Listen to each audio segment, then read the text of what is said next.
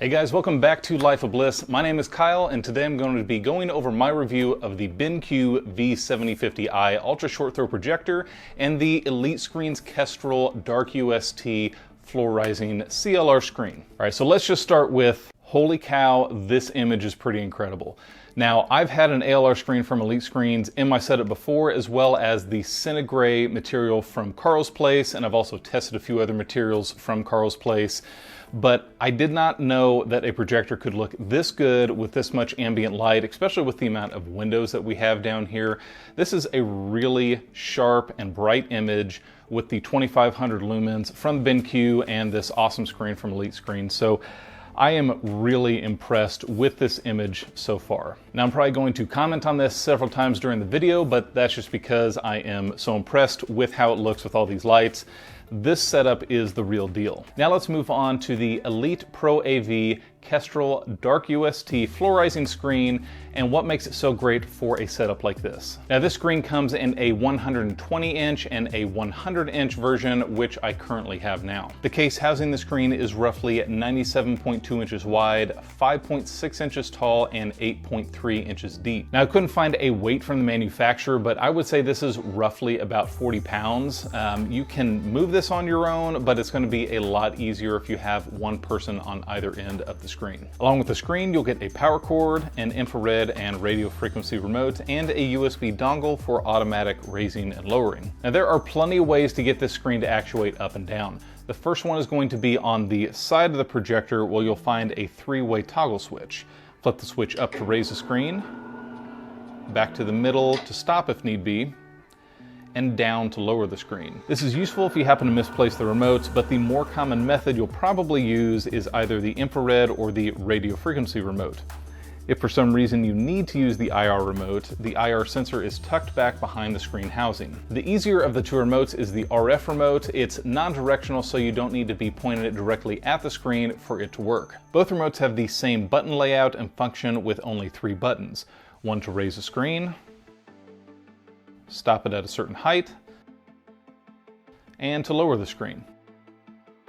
I found the remotes very responsive and easy to adjust if you needed to have the screen position anything other than fully erect. The screen doesn't take too long to rise up, roughly 10 seconds, which is faster than this projector takes to start casting an image. The mechanism that raises and lowers the screen are scissor-backed cross-spring risers, which you can see functioning here. The screen unrolls as it rises and is held tight on each side with tabs and a tensioner line. The screen itself is the DarkUST ceiling light rejecting material from Elite Pro AV and is specific for UST projectors.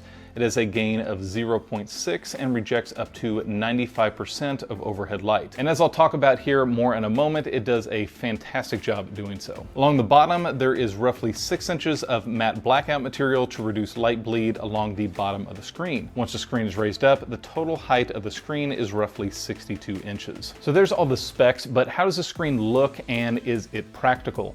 Well, setup-wise, this is the easiest screen I've ever set up. You can literally take it out of the box, set it on the ground, and you're one button press away from a 100-inch screen. Setting up the projector itself is a bit more of a process, but in my setup video I did for these two products, I had things up and running in about 10 to 15 minutes. If you need the screen somewhere other than the floor, you can either do what I did and set it up on a media cabinet. Now, another huge thing to consider is just how portable a system like this is. Sure, it's still going to be 90 inches long anyway you cut it, but once that screen is lowered, you have a 100-inch screen inside of a case that you can move anywhere you need, and the only setup that you need to do is plug it in, hit a button, and it's ready to go.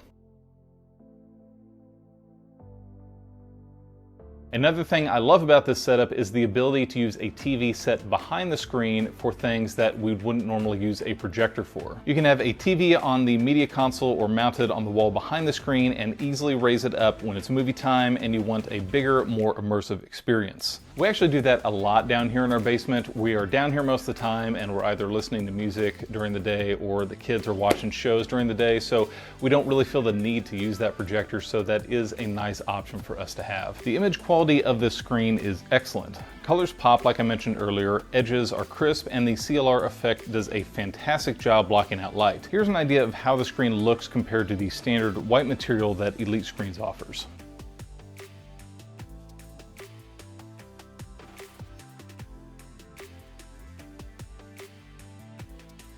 The 0.6 gain screen makes for some excellent contrast, though you will want a fairly bright projector to pair with this screen since it has such a low gain. But from what I've seen, any of the newer UST projectors have excellent output to offset the gain of the screen. Viewing the screen from about a 45-degree angle has not been an issue, and I haven't noticed a big difference in color or brightness when going off axis. Now, one awesome thing that the screen does is the ability to raise and lower it when powering on or off your projector.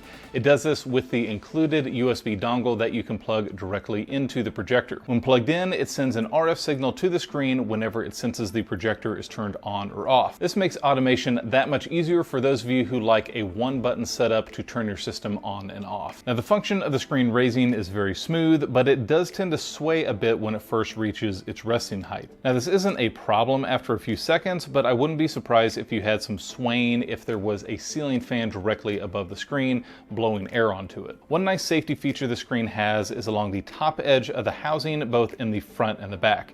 You can see this rubber line spanning the length of both sides. This is a pressure-sensitive strip that will recognize if something or someone is getting pinched as the screen lowers. Now, I was a little nervous about how this screen would look after being rolled up for so long. The other screens that I've had after being shipped to me had some little bit of defects in the screen, a little bit of wrinkles, and after, a couple of days being stretched out on their frames, those went away. But to my surprise, this screen has 0 wrinkles and 0 defects in it once it's fully raised. The tab tension system really works well to flatten out the surface and gives you a smooth image. Now, over the past month, I have raised and lowered the screen well over 100 times and probably closer to 200 at this point, just with normal viewing and testing, and it has functioned flawlessly. Every single time. There have been 0 issues with it raising or lowering and getting that nice flat screen once it's all the way up. Now, before you let the price scare you, yeah, I get it, $4,500 is a lot to spend on a screen, but in my eyes, this is intended for a very specific type of customer. Either you need to be able to access what's behind it, either a TV, or you're covering up a window that you don't want covered up all the time, or you need to be able to have a high quality image that you can easily move around from time to time, whether it be for work, church, school, or even in your home if you want to, for some reason, move it around from room to room from time to time. So this sort of setup would be perfect for a home that you wanted to have a TV or a screen in front of a window, but didn't want it covered up all the time. So a lot of homes or condos have really great views, and you might not want to be covering all that up. So this sort of setup would allow you to raise your screen whenever you want to watch any content and still be viewable during the day, and then lower it when you want to be able to see out and see those great views. And if this sort of setup is too expensive or you don't need a floor rising screen, Elite Pro AV also has a wall mounted model that lowers, that is a little less expensive. Joe and Tell actually just featured one of these in his videos, which I'll link down below. And they also have a fixed frame model of the DarkUST material. The 100-inch version comes in at right around $1,500. And again, it uses that DarkUST material, which is the best CLR, ALR type screen that I've seen thus far. So again, I will be leaving links for everything down in the description below if this is something that you are interested in. So guys, the BenQ V7050i and the Elite Pro AV Kestrel screen have rewritten what I thought was possible with a projector in a space with ambient light. In my last setup, I had a traditional ceiling mounted projector and tested both an ALR and gray screen, as well as had another ALR screen from Elite Screens in there. And this setup blows those two away. This really is an option if you are looking to get a bigger image in a space than say 80 or 85 inches that you can get with a traditional TV nowadays, and you want something 100, 120 inch, this is definitely a good option to go with. You're not going to be getting those dark blacks during the day. There are some compromises, but colors still do pop really well and the image looks fantastic. So again, if you're looking for a larger image, this is a very viable option for daytime and nighttime viewing. So let me know what you guys think of the Elite Pro AV Kestrel DarkUST screen in the comments below. In my experience, this has been the best ambient and ceiling light rejecting screen that I've used so far. Hope you found the review helpful. Thanks to Elite Pro AV for sending out this screen for review. I'll be leaving links down in the description below. I appreciate you watching Life of Bliss, and I will see you soon.